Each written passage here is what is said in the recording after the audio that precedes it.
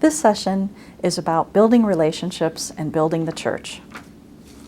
As a starting point, we turn to Pope Francis, who in the Joy of the Gospel tells us that joy adapts and changes, but it always endures, even as a flicker of light born of our personal certainty that when everything is said and done, we are infinitely loved. And because of this love we have with God, we can therefore share it with others and build relationships. He also talks about the importance of invitation to fill the hearts and lives of all who encounter Jesus, to help set free from sin, sorrow, inner emptiness, and loneliness those who need that. And for all, an invitation to a renewed personal encounter with Jesus Christ, or at least an openness to letting Him encounter them. And to do this, we're going to turn to a recent book that was published called Forming Intentional Disciples by Sherry Weddell, The Path to Knowing and Following Jesus. Specifically in this book, I'd like to turn to chapters 5 through 10, where she talks about a study that was done on a campus environment to discover how people come to faith. And in it, she discovers that there are 5 thresholds of conversion: initial trust, spiritual curiosity, spiritual openness, spiritual seeking, and intentional disciples. And we'll address each one. The first one is initial trust. From her book, she says this is when a person is able to trust or has a positive association with Jesus Christ, the church, a Christian believer, or something identifiably Christian. Trust is not the same as an active personal faith. It is only a bridge. And without a bridge, people will not move closer to Christ. A person creates trust just by being who they are, by allowing others in, by answering the questions that people have, by being friendly, by being warm and welcoming and inviting. The next step is spiritual curiosity. This is when a person finds themselves intrigued by or desiring to know more about Jesus, His life, His teachings, or some aspect of the Christian faith. Some are curious about the church's philosophical or spiritual traditions. Some are intrigued by the inner priests of a Catholic or Christian that they know. And some are intrigued by the sacramentals of the church, rosaries, crosses, or angels. All of these questions are those that are asked about things outside of oneself. I've had questions asked of me: why is there a Mary in front of every church? Or what is the truth about this particular teaching in the church? And I'm sure many of you have not probably given yourself enough credit. If you look on your person right now, is there something on you, such as a cross or a necklace or a bracelet, that would identify you as a Christian? If we went out to your car, is there something there on the outside of your car, such as a bumper sticker, or maybe a medal or a prayer card or a rosary on the inside of your car, something that would identify you as a Christian? And finally, think of the first floor of your home, your living room, your kitchen, the public areas of your home.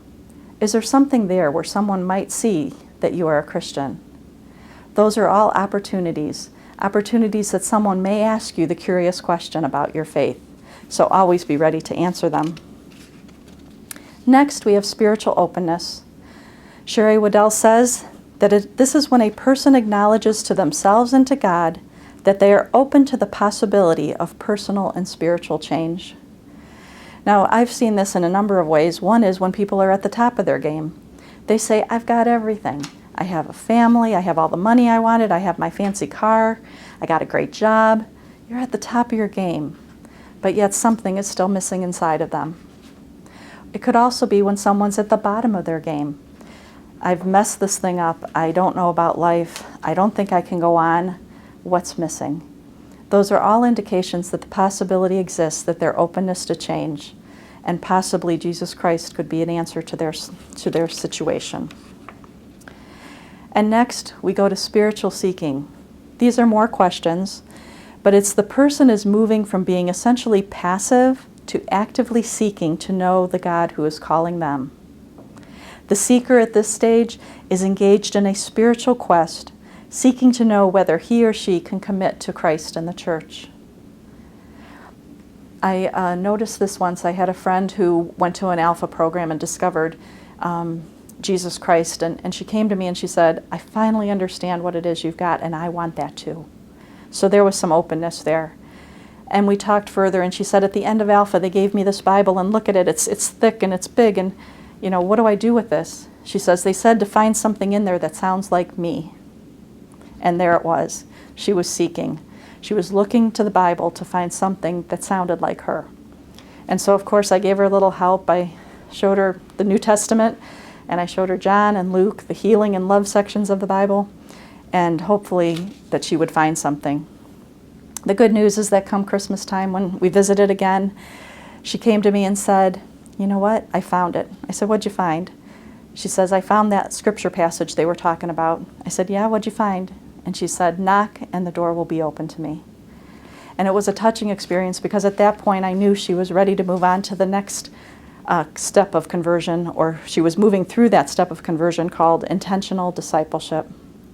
And this is the decision to drop one's nets, to make a conscious commitment to follow Jesus in the midst of the church as missionary disciples. And we hear about this in several scriptures. We hear about, the fishermen who drop their nets.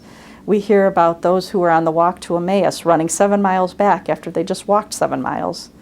Or the woman at the well who, after coming for water, drops her bucket and runs to tell the others. It's about sharing our faith, and it's about being an intentional disciple and keeping everybody else in. So sometimes people will say, okay, well, that's all well and good. Do I have to analyze people?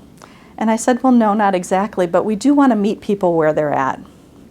And it's everybody's job to do their part. For instance, let's take a scenario. A person is just walking the streets and has no particular affiliation with religion or spirituality, and she meets up with a grocery store clerk. And that grocery store clerk, she finds out, is Christian, and they develop a positive association, so trust is built. And then maybe she becomes a little bit curious about this Christian tradition, and she asks a friend at the soccer game a particular question, and that person answers. Well, then the person gets a little bit more open to this, and they go to someone who's just a little closer, maybe a friend.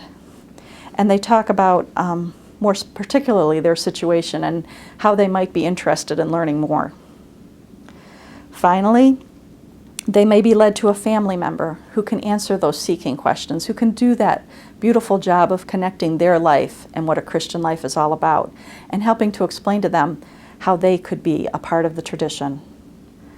And finally, that person leads them to a leader in the church who will help either welcome them back to the faith or welcome them into the faith. And it's just a matter of us all doing our part. And this really is how evangelization can work. And now I kind of want to go back because I think there's an element of this in why people sometimes fall from the faith that I want to discuss at this point about the thresholds. The first, let's go back to initial trust. If someone's back at that stage, perhaps something has happened in their faith. They have had an argument with the pastor or with another member of the church, or there's something that they see is not in sync with what they believe the faith to be. It could also be a church crisis that causes them to fail in having trust in the church any longer. Oftentimes, once one discovers this, they can help this person by offering an apology, one that says, on behalf of the Catholic Church, of which I'm a baptized member, I am sorry. And for some things that is very difficult and maybe even impossible, but for others, it is not. Oftentimes it's been many years and the person is very hurt, but that person that hurt them to begin with is no longer around. And the only person available at that point is you, the baptized Christian, the baptized Catholic. Next, spiritual curiosity. Some people fall back to this stage because they've been given incorrect information about the faith. I often call this like the information about divorces. Somebody told somebody over a back fence some information about the church that was incorrect in 1975, and they've been away for many, many years. And when you relate to them the real message, the true answer, they feel horrible for having left the church for so long. So don't let that happen. If there's incorrect information being passed on, try to help the person find the proper information. And oftentimes you can find that as easily as a parish leader or your pastor in your church. Then there's spiritual seeking. Some people fall back there because of the question, why did this happen? And where is God in this? And these are some of our most faithful Catholics, and it can happen to any one of us. When a tragedy befalls us, we want to ask that question, where is God in this? And that's another place where we can help be close to one another. And although they may be away from the faith for a short time while they're figuring this out, we can be the connecting element, the person who continues to reassure them that God's love is with them. And finally, intentional disciples, it's all of our job to keep everybody else in the faith, to continue to encourage one another, and to provide faith experiences and help connect our faith and our life. For Pope Francis says, "For if we have received the love that restores meaning to our lives, how can we fail to share this life with others?" Think of the last funeral you attended. A wise nun once said, "A good question to ask yourself while standing over the casket of someone you love is this: what did I say or do in my life for this person that will be helping them at this moment as they are meeting Jesus Christ?" It is a good question to ask. And back to our parish communities. From forming intentional disciples, Sherry suggests that the next step in creating a culture of discipleship is to create multiple overlapping opportunities for people to personally encounter Jesus in the midst of the church. And St. Pope Paul VI says, "The church exists to evangelize." And what does that mean? It's a confusing little statement from time to time, I think.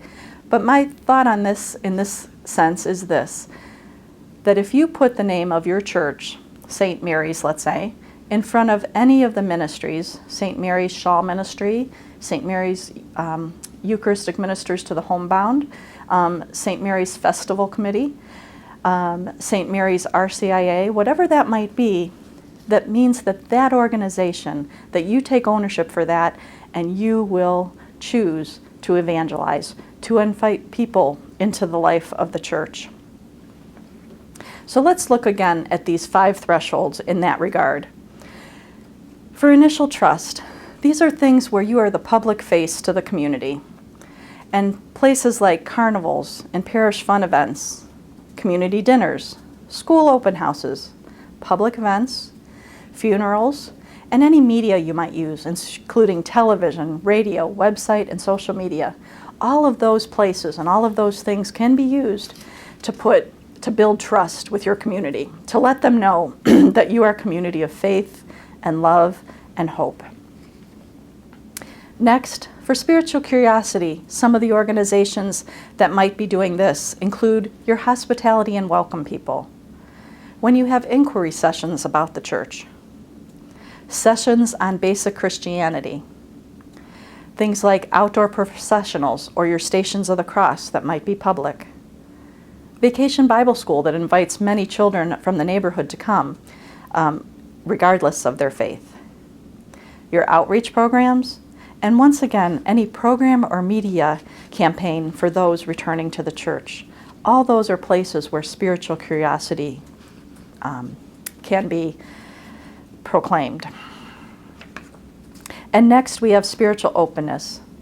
And for this, we look at places like the RCIA, any spiritual development programs, or the sacraments of confession and anointing of the sick, places where people can find the healing nature of our church. For those who are spiritual seeking, we can look to our outreach programs, our works of justice, invite them into communal prayer or liturgy of the hours, teach these people how to pray, invite them into the rosary or some sort of communal prayer. Adult faith formation programs are excellent for this, as is the Eucharistic liturgy. And finally, for intentional disciples, teaching one another how to witness our faith and to use our gifts and our skills and our talents in order to promote the Catholic faith. Small groups are also an excellent way to keep intentional disciples together, or retreats or missions.